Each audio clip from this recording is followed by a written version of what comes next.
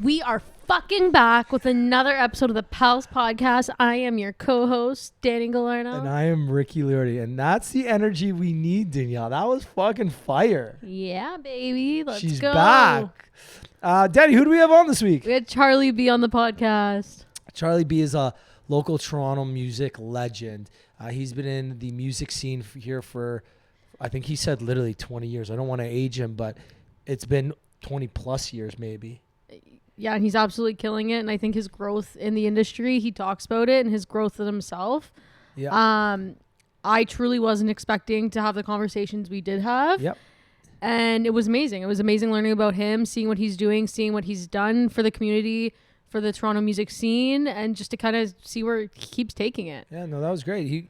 He went from, your local DJ to like a music entrepreneur. He's in the record label business. He's helping young Canadian artists get a name for themselves on the global stage, doing a lot of cool things for local artists, and also still working on international music and international travel and doing some really cool things. So yeah, like Danielle said, it wasn't the conversation. I thought we were going to be focusing just on like Toronto music, but he shed light on so many different things, and he's such an interesting and like unique person. I'm so glad we got to do this because he's like such an amazing and inspirational person, like in the music industry. I want to have him on again. Like I want to have that conversation, even go further with it. I thought it was really cool to kind of see what we talked about. I don't know. I was just like really impressed. I've met him like years ago from like a different past life, an old job. You too? And just to see kind of like where we are, like it was basically 10 years ago now, I guess, to now. It's just crazy, and it's really exciting. And well spoken too. And you usually don't expect that from like people in the club. Like you think actually maybe, but I don't know. I think that's a stereotype, and it's a misconception, and I think that's why. I don't know. I just think it was really cool seeing it. And I also I think really appreciate his focus on like Canadian talent and culture and like really bring that up. He like had like a big focus on that when he spoke as well with a show that he did in Toronto a few years back. And you don't see that very often anymore, but Canadians are some of the most talented musicians in the world right now. Like we're some like the top 5 biggest artists. 100%. And there's probably much more like talent out there, and to see someone actually continue to focus on that, it's inspirational. Yeah, his evolution has been amazing, and I think what he's going to be doing for the young talent in this city and in Canada specifically is great. So and first 5 minutes, I didn't know this. Ricky found this out. I don't want to spoil it right now, but it was a shocker to me. Yeah, 100%. So it's a lot of fun. You hear that out in the episode pretty quickly, but yeah, I think it's really cool. I think we can just keep hyping him up. Like we're like hypebeasts right now. Let's just let the people hear it. Danny, what do we say? Let's fucking go.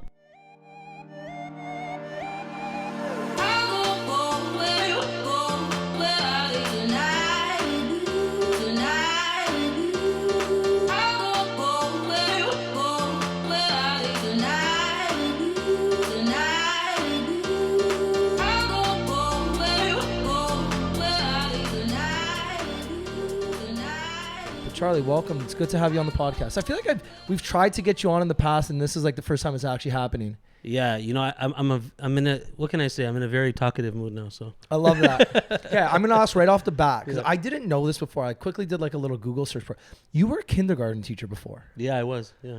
How do you go from kindergarten teacher to like music exec, DJ, and producer, artist? Like, where does the transition happen? Okay, well, I was actually explaining this to somebody earlier, so I won't have to rehearse this part. But no, I think for me, like, my mom was actually a supervisor at a daycare, and during the summers, I'd always go help her. And when I was done high school, I didn't know what to do with myself. Then I'm like, may as well just follow our parents, So I kind of followed in her footsteps, and I think I got to a crossroads where, I was DJing maybe 4 or 5 times a week. So you're still DJing through all of this? Yeah, so I was DJing, whatever, throwing parties, making decent money. But there was like a lack of fulfillment, I was just like, well, I'm leaving these clubs at like 3 o'clock in the morning. Let's just say like we're leaving EFS at like 3 o'clock in the morning, and I have nobody to talk to because everyone's sleeping. All my friends, maybe they're having kids or they're focusing on their career or whatever they're doing.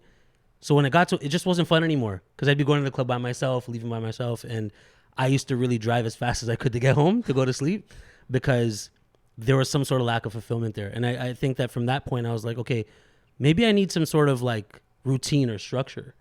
You know, I had no structure. Yeah. I'm at the Raptor games like 3 nights a week. I'm, you know, Sure club. yeah, all of that, you know, whatever it is. And I think that during that time, it was just like, I had no balance at all. And I think that, you know, I spoke to my grade 7 teacher, who's a superintendent at York Region. And like, he's always been my mentor all these years.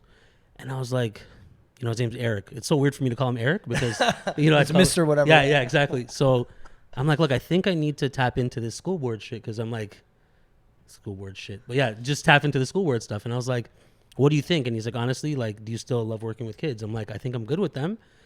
And then, you know, he got me the interview, but I had to like do what I needed to do.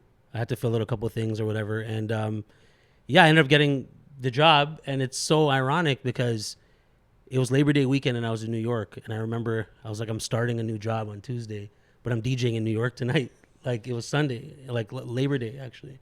And yeah, I ended up, you know, starting, you know, working. But what started happening is I started getting all these more opportunities once I started working as a teacher, like opportunities to go to Europe or go to Dubai. And I've never been to these places. I'm like, shit, like, what am I going to do?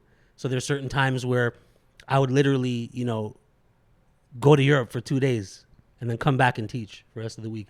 Or I'd be like, literally like, I had a schedule because now I'm like, I can make money teaching in the day and then DJing at night. Like I built a brand, I got to make this money now. So I'm like, okay, I'd literally teach from 8 a.m. to like 3:15, go home, have a snack, go to sleep. Yeah. Go to sleep, wake up at like 10 p.m., take another shower, boom, get ready and get downtown for 12:30 because I had an opener.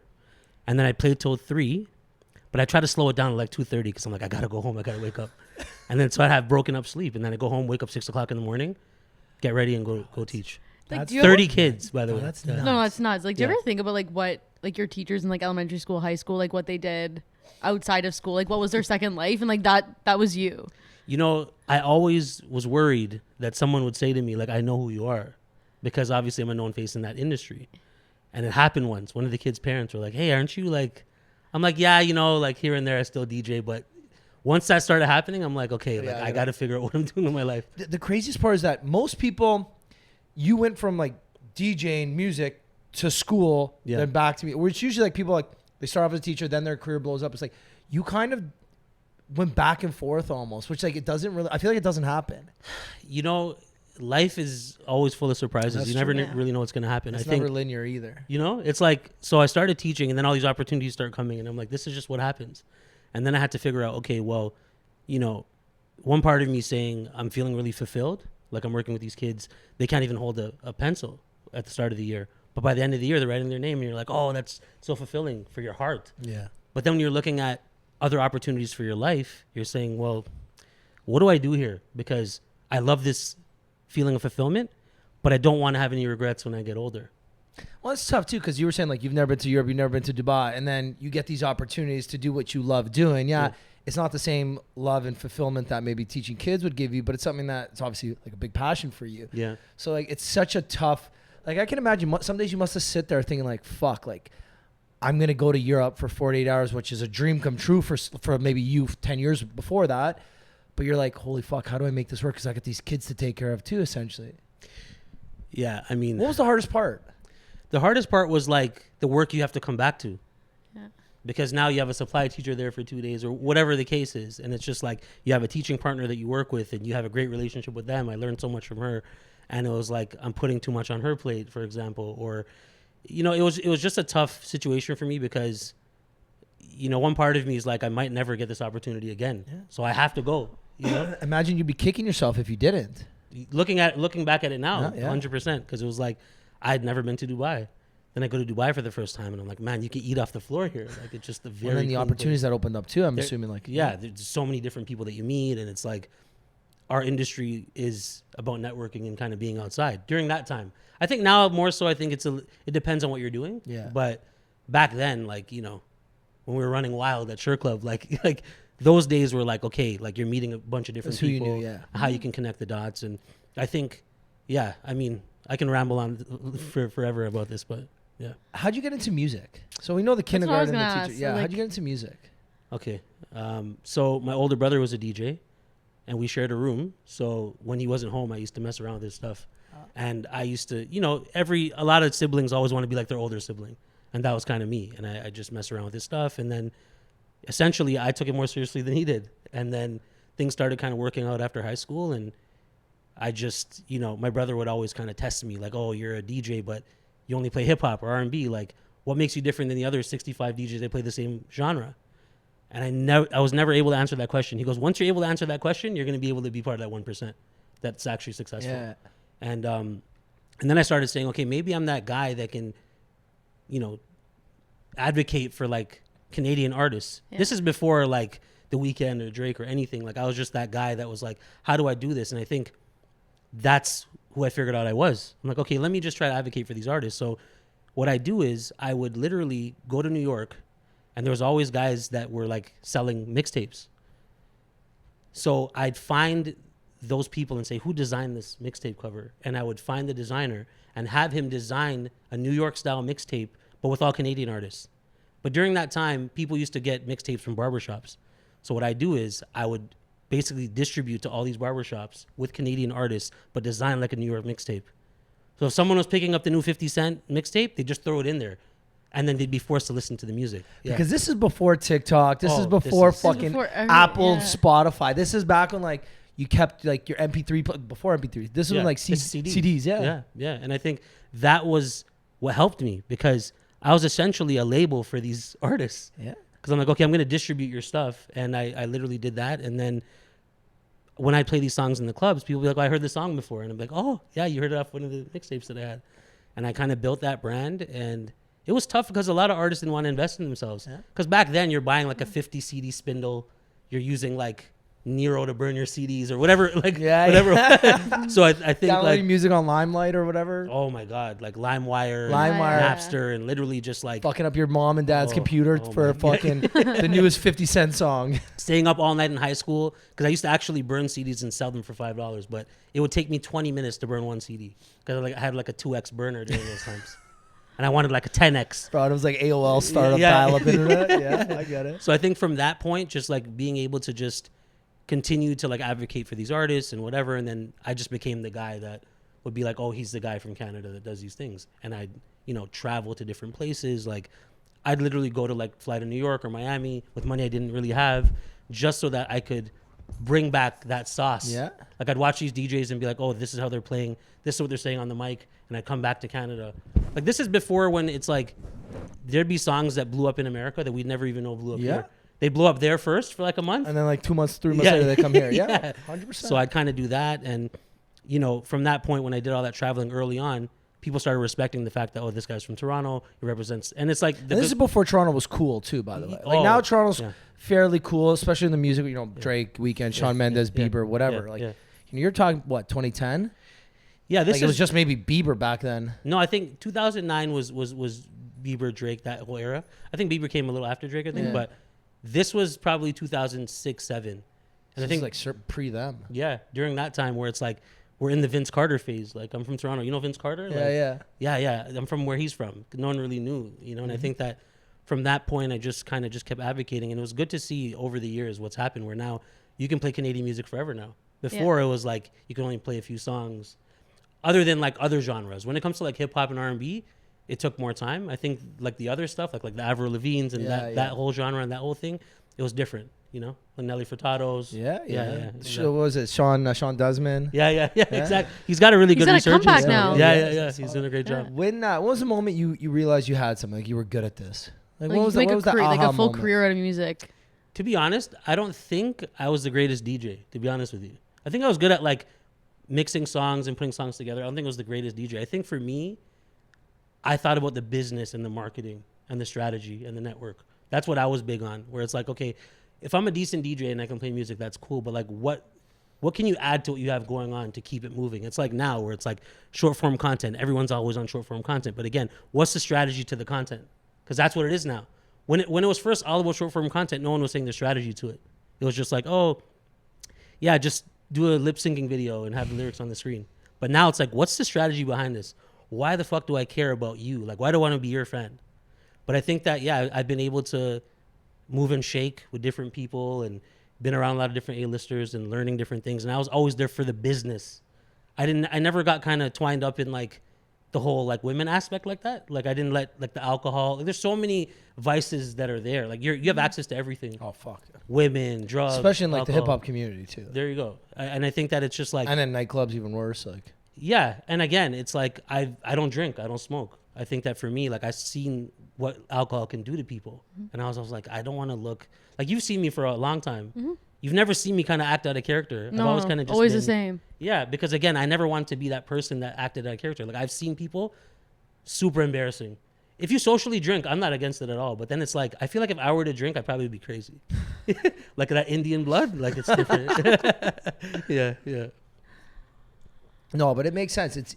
It's impressive what you've been able to do for such a long period of time. Because I feel like, you know, especially someone who grew up just DJing. I feel like they DJ and then like 10 years later they become a realtor, or they, you know, they go into sales of some sort. It's like you stuck it out through music and through. Because like, again, I don't know how old you are, but your career's got to be over 20 years now, give or take. Yeah, I think for me, when I started DJing, I started realizing the money wasn't in the DJing. I was like, I need to throw my own shit. Because I was like, at the end of the day, it's like, I have a good network. I'm in high school, but it's like, the promoters are making all the money. And to me, I never want to rely on promoters to hire me. So not just being a DJ, I learned how to throw my own events at 17, 18 years old because I'm in high school. I know a lot of people. And exactly. So then I built it from there. And even till now, I still throw events. But I think actually now me and my business partner are throwing the biggest events we've ever thrown, ever now. When like it should have been kind of the other way around. But it's kind of just like, I just told myself that I never want to rely on someone to hire me. Yeah. I just wasn't into that. Because then what happens if you and that person don't talk anymore? You're fucked. There goes your wave. Yeah. And it happens a lot where it's like, even if you feel like you're right about something, you can't say anything because you want them to hire you. And then sometimes companies have people that they hire to hire DJs. Yeah. But this person's not even as qualified as you are. Like, you're like, how are you hiring me? Like, it doesn't even make sense, you know? And I think from there, I was like, okay, let me just focus on my own shit, build my own audience, and then people are going to come to me. But here's another twist and turn here where you now are bringing 1,000 people to your parties, but now promoters are hiring you because they think you're gonna bring those people there. So you have to then protect what you have and say, hey, listen, I'm not gonna promote this shit like I promote my own stuff. And then they get offended. Then it's another problem. Yeah, it's just, yeah. It's such a fun. So I used to be a promoter a long time ago, like my past life. Okay. And I get it, man. Yeah. It's so tough because sometimes you hire the DJ for the DJ. Sometimes you're hiring the DJ for the network. Sometimes you're going to a venue because they have access to the DJs and the network and whatever, right? It's that fine middle ground where it's, you know, the right people coming together, do the right things. I'm sure you had parties where you worked with people you loved and you wanted to bring your network because you wanted this party to fucking kick ass. And I'm sure there's gigs you took just because it was a fucking Tuesday and you were free that night or whatever, right? 100%. Where I'm like, okay, it's a Monday night, Tuesday night. Okay, we don't have to take no crazy amount of money. I'm not gonna make this money anyway. I'm not doing shit anyway. May as well just do it. But then it's just like, at a certain point, you got to stand for something, I find, because sometimes the Mondays and Wednesday nights are the biggest nights of the week. Or look at Lost and Found Mondays. Like, that was even like Time on a Sunday or... Time on a Sunday, like Mickey, like what he's done is crazy. Yeah, like those nights are very, like the nights I'll never forget. But I think it was just like, during that time too, it's like, we're living in the moment of like, just everyone our age is doing it. And you're just having so much fun. But when you start getting a little older, it's like, people are just into different things. Like, honestly, if you asked me about self-awareness or meditating or journaling or anything like that maybe 4 years ago, I probably think you're crazy.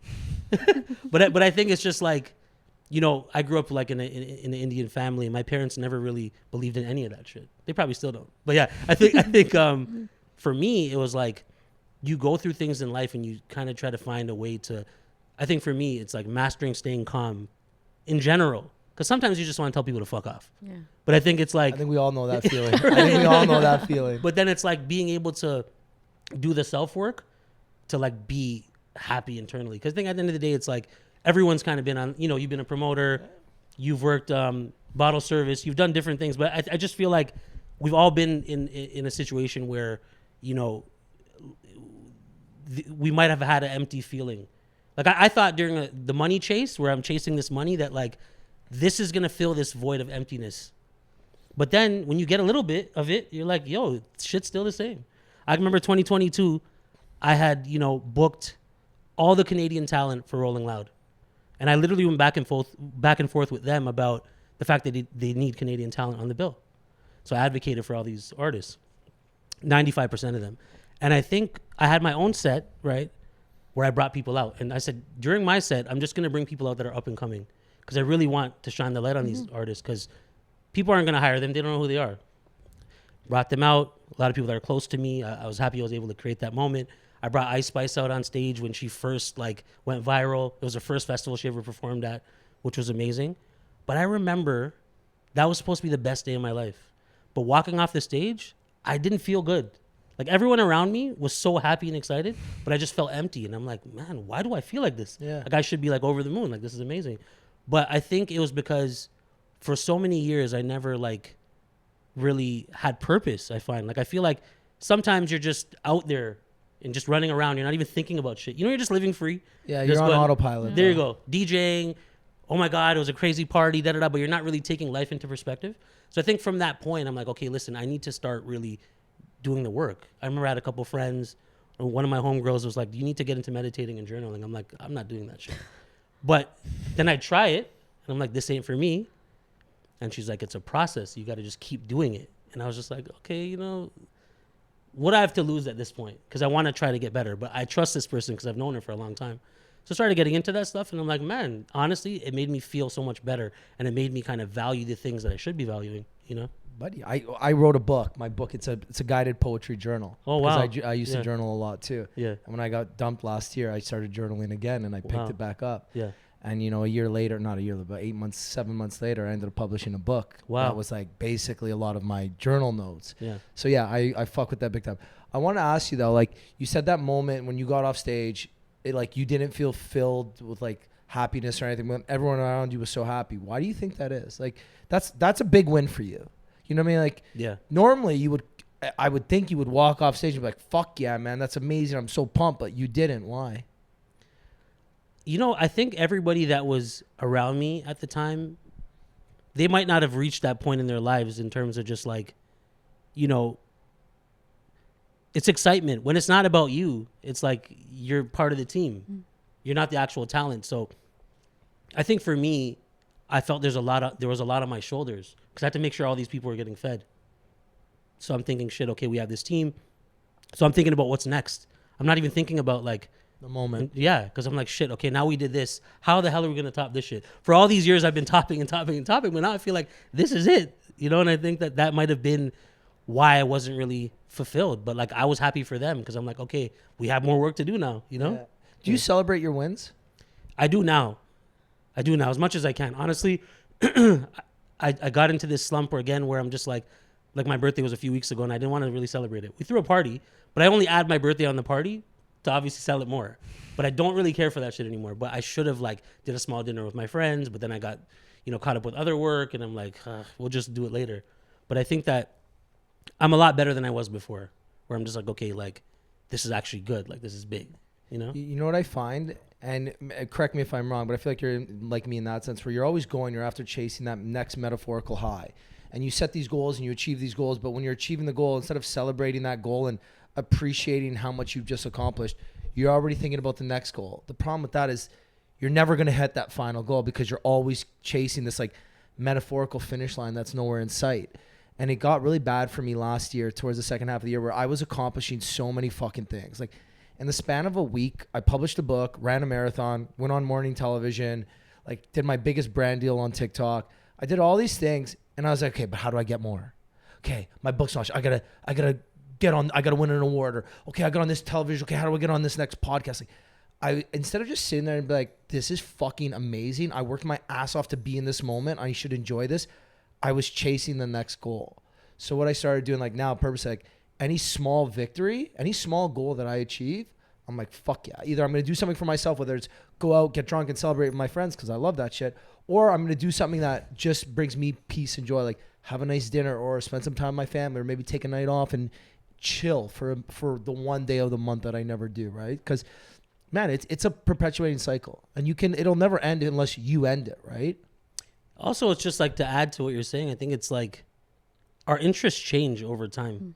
Like I think for me, like the things that I would have done a couple years ago, now I'd probably just to celebrate my birthday, I'd love to just have a barbecue in my backyard and just take it easy with a few people that I fuck with. But before I'd be like, oh, let's do this big dinner at Harbor 60 or da da da da. It's just we like, need a sick bottle of wine. Yeah. We need some girls. We need this. It's always how it is. And it's just like, I don't know. I think that things change with your mind. I mean, if you have purpose, if you don't have purpose, you're going to distract yourself with pleasure. So I think, a lot of people kind of go that route. I think that, I'm not perfect by any means, but I think it's just through time and through growth and through, loss and through any type of experience, you learn that. But I think, like you've done amazing things as well. And I think you should celebrate those things. But I just feel like, again, social media, right? Like you see people living a life, the majority of them that aren't the life that they're really living.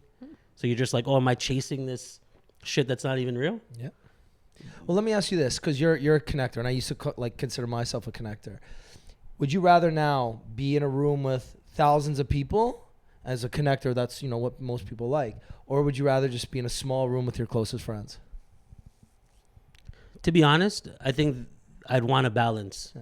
Yeah. And I think that like at this stage of my life, like I'm done with the chase in terms of just like chasing money and chasing this. It's like I've realized once you focus on your own shit, that's all you need to do. It's gonna come. Mm-hmm. And I think that that's one thing that we get distracted so early in our lives that we're just kind of working for all the distractions, when all we had to do was what we knew all along, is just focus on our own shit. Because when you focus on your own shit, everything starts happening.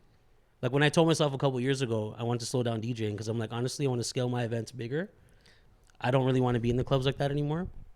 I'll take the bookings, the odd bookings here and there. If it's a cool event or something. Right, but if not, like I love the fact that I could do it when I want, and it's not, I don't feel like I'm forced. Like I got to do this to make money. But that's when it's become more fun for me now. Like now I want to DJ because I'm like, I get to do it when I want to do it. But you get to do it as a hobby instead of a job. There you go. And I think that's the most important thing, because I didn't know how to let it go. Like imagine DJing 3-4 nights a week imagine being a promoter for all these years and having to walk away from it. You're like, how do I even, like, what do I do? For me, I stepped away when I still love going out. Like I'm the type of guy, I love going out with my friends, having some drinks, partying, whatever. It came to the point where I remember, so at the end of my promo career, I was doing EFS Fridays, Lost and Found Saturdays. And this is when both those places are at their fucking peak. Like both of them are slammed every week, whether I'm there or not. And I was getting my flat rate. I was making my easy money. Yeah. It came to the point where I'm like, I don't want to do my job. Like people are calling me to book tables and I'm like, fuck, like call a club. Like, people are calling me to get outside. I'm like, you should have got here at 11. I'm like, these are my best clients who fucking come get tables every week. They didn't get a table today. They're here outside at 12:30. I should be going outside to get that. Yeah. And I'm like, too bad, bro. You're late. Yeah. I'm like, what the fuck? I'm not enjoying this. I'm like, why are you calling me today? Like, just moody. Like, that's what I'm like. I don't enjoy. So I'm like, you know what? I'm going to step back. I'm going to go to some different places for a bit, maybe chill. Like now I travel a lot, so I get to see different places. But yeah, I didn't love the job anymore. I still loved going out, but I hated the job. And I'm like, I think that's just, it's time. Like I hit that point in my life where I was like, I'm done with it. Yeah, but that kind of like ties into what he said. It's growth, your interests change, and like your life changes. Yeah. What's been like your favorite, or I guess like the best experience that you've gotten out of kind of like your music career? Well, that's a good one. That's a loaded question. Yeah. He's like, I can tell this story. I can't tell this one. Yeah. This one's cool. I don't. Or like, was like this one's kind of iffy. Thing that, like, I don't know them well enough. You'll never forget. Okay. Well, I said this one time before, but I don't know who's seen it and who's not. But I remember a couple of years ago, I was invited to this launch for LeBron James Tequila. So he's doing something at Harbor 60. So I went to the launch, whatever. I met him. But I had met him prior, like years before. I DJ'd an event and he was hosting, whatever. So, but this time I got introduced by the right person and it was like good vibes. Proper, yeah. Yeah. So I finished saying what's up to him. We're hanging out, whatever. And then after that's done, so people are leaving now, whatever. So I end up going downstairs. But I go downstairs. This is at Harbor, so we're upstairs. We go downstairs and like there's private rooms and stuff there. So I walk into the room. I don't even know what I was thinking walking into the room, but I just walked into the room and LeBron James is standing there looking me right in my face. And I'm like, okay, so it's me and LeBron right now. Just like, I'm looking around. There's nobody. There's not even like... bro, you're not the tallest man in the room. No. I'm definitely not. I'm a midget for him for sure. But I'm just looking around, but none of his homies are there. Nothing. It's just me and him. I'm like, okay, this is... I don't even know what to say to him because now I've ended up in this room. I'm standing there, I'm looking at him like, do I act like I'm like supposed to be here or, you know? He just looks at me. He goes, yo, I go, yeah. He goes, do you know what the Wi-Fi is in here? I'm like, you're LeBron James. You're asking me for the Wi-Fi. I'm like, I'll go get it. I'm like, you could buy the square block of Toronto. I'm like, let me go find out. And I just ran out that room. But I came back though, and they were serving with the password. They were serving food, whatever. I ended up sitting down and having dinner. It was pretty cool, you know. I had dinner. LeBron's right there. Like, yeah, it was dope. But that was something I'll never forget. Well, that's a funny one though. Yeah. I want to ask. Well, okay, you obviously do a bunch of different things. You know, how would you describe yourself? Like, when people say like, "Yo, this is Charlie," be like, "I'm what are you?" Because again, you do so many different things. Like, what do you define yourself as? I think that was the hardest thing for me though. I didn't know how to really explain everything that I do. Like, and that it's been like a gift and a curse for me because I didn't know how to do that. Where it's like people go to to my Instagram and they don't even know like he's promoting this party here or he's helping with this talent over on this side. He's doing the label stuff. Like, what is he doing? So for me, I'm probably like a chameleon. I just feel like I wish I had a better way of like showing everything that I'm able to do. But I think that's also a good way. Like, you're a chameleon. Like, that's a great word to describe Even like what you connector, do. right? Like you connect the dots on a lot of things. Yeah. Yeah. I was just thinking, like, even obviously we do a little bit of research, not too much because we want to have honest conversations. But I'm thinking, I'm like, this guy does so much. Like, what do you define yourself as? But yeah, maybe a chameleon, a connector. Yeah, I mean, I just, you know, I curate different experiences for different people. I think for me, it's like at this stage I'm at in my life, I feel I have a lot of knowledge. I've been around a lot of different things, and I'm grateful to have been around them. I'm at that point where I like to spread it to the youth. You know what I mean? Like, really just like figure out like where I'm at in terms of like these younger guys coming up. Like, you got to know when it's time to like be the coach and not be the player anymore and not fight with these kids that are trying to come up. Cause I was once one of those kids. Yeah. So I have a group chat with a bunch of younger DJs. I give them advice. I tell them what not to do. Just things that like, you got to make mistakes in life. But again, like I try to really guide them the right way.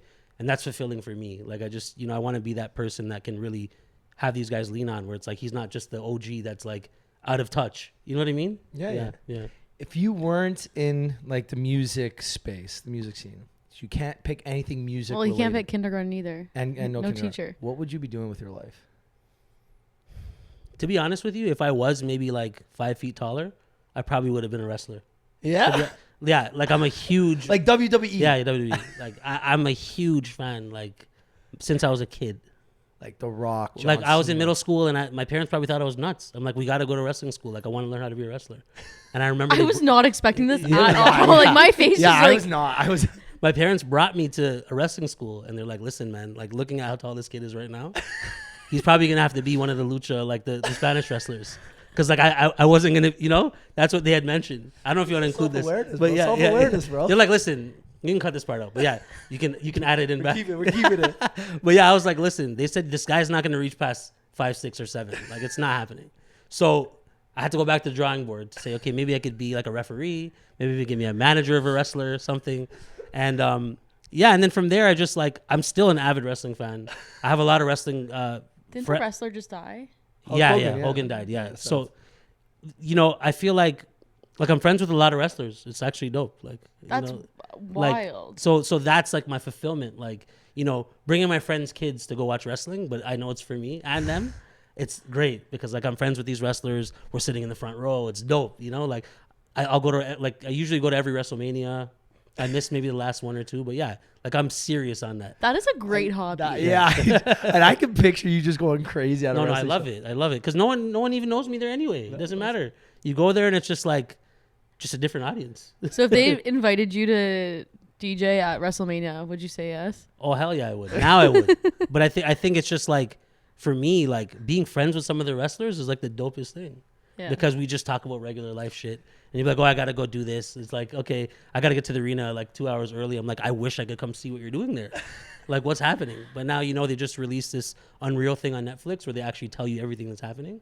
So I could actually talk about it where it's like, they got to go to rehearsal or they got to do whatever they got to do. But again, it's like, I feel like the life of a wrestler. Okay, imagine this. A couple years ago, I found myself having lunch with Bret Hart in Calgary. I had a gig out there.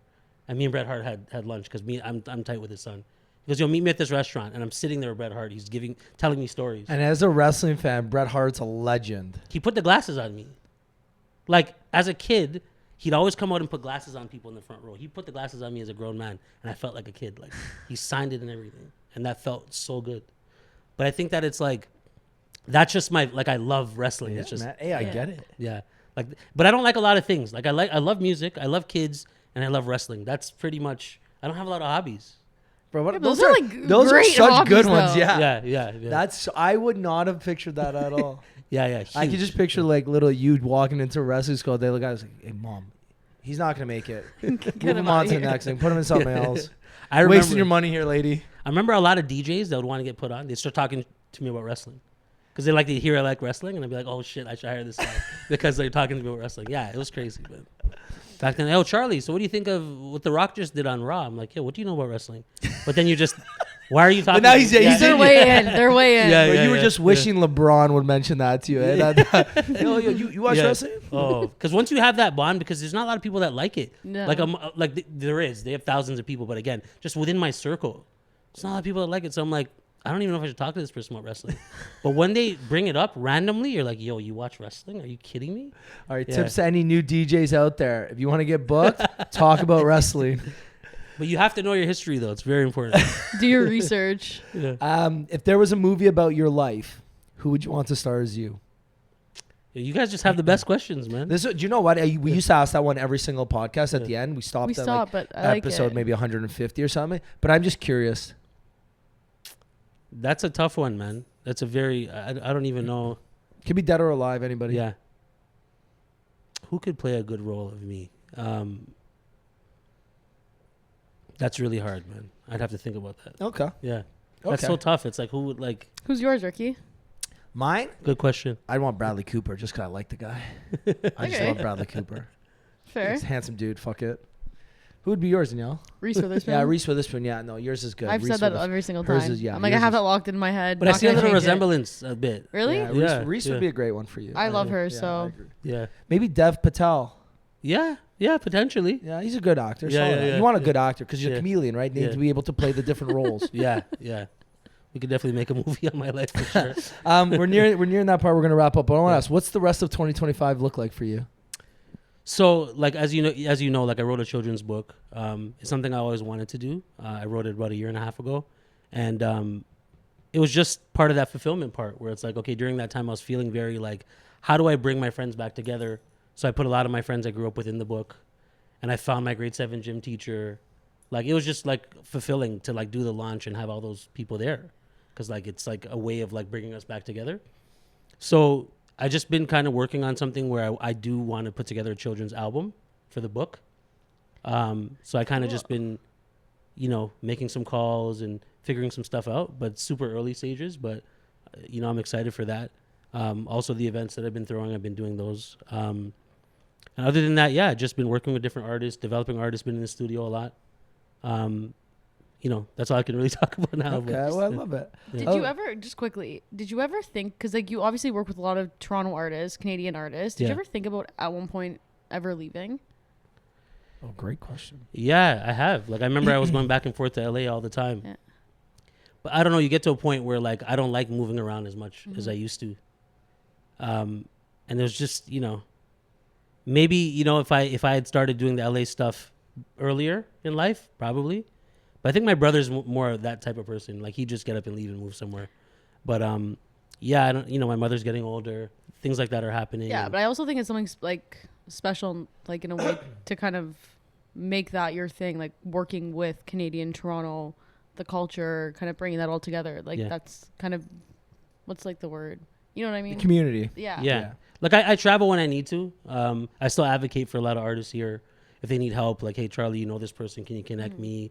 And, reputation's really important, and just like making sure you maintain relationships. People sometimes don't realize how important that is, and how draining it could be sometimes, because you're just like in your own life, and, you generally want to check in with people, but you might not be good at a certain point, so I do my advocating here in terms of like giving people advice. I'm not one of those gatekeepers. Like, yeah. Last question. If there was one piece of advice you can give to your younger self, what would it be? I'd be, I'd honestly stay in the moment, celebrate all your wins, and just stay true to yourself. I love that. Man, appreciate you coming on. This is a fucking blast. Yeah, I was like fucking 45 minutes late, but no, it's okay, man. It's fucking it. no. You were great. It's you know what? Usually you know when people are going to be good guests, just because like you're a personality. Like you've been around, you've been in the scene for so long, and you're a connector. So like, you know, and you're a chameleon too. Like you know how to act in the room too. So I knew you were going to be a good guest. I also like I knew like there was just so many things we could have talked about. Yeah. And I wasn't expecting the conversation to go here today, but like I'm so happy it did. Yeah. Yeah, so am I. Honestly, when I walked in, I didn't even know what to expect. You never do. I'm like, I don't even know. Like, I saw a couple of things that you guys had. And I'm like, okay, this is cool. But then when I walked in and I saw you, I'm like, I know you from somewhere. And I'm like, okay, I feel comfortable now. So, yeah. If people want to find out more about you, your events, music, where can they go? How can they find you? So Instagram, Charlie B, teamonpoint.com for the events. And yeah, I mean, that's it. I'm on TikTok, but you know, it's Charlie B official. I don't really use it like that. I should. But you know how this goes. Yeah, we get it. We get it. Yeah. But you're part of the old school day, handing out CDs on the street. Man, you know, Bring back the CDs. Yeah. I'm trying to make that transition where I just don't go on Instagram. Yeah. I'll just go on TikTok. So I'll do that for a little bit, but I'm like, I'm so used to Instagram. Yeah. I'm on both, but like Instagram's like my pride. I fucking love Instagram. You know? Man, I got more friends on Instagram. Like I talk to more people on Instagram than I do via text messaging. Yeah. DM is like texting now. Yeah. It is. I'm glad I'm not the only one that thinks that. No, you're not. I'm going to appreciate you coming on. And guys, if you made it to the end of this, we appreciate you. Give Charlie a follow, give Danielle a follow, give myself a follow, and we will see you guys next week. Bye. Peace.